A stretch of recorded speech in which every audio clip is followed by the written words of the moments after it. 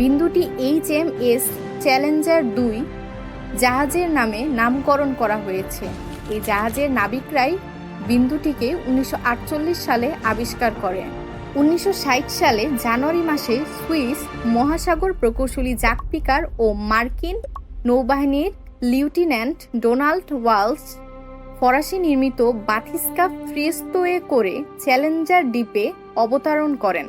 Jack পিকারের বাবা অগুস্তো পিকার বাথিস্কা উদ্ভাবন করেন। জ্যাক ও ডোনাল্ড 10,915 মিটার গভীরতায় ত্রিয়েস্তোকে নিয়ে যেতে সক্ষম হন। এটি ইতিহাসের সবচেয়ে গভীরতম ডুব।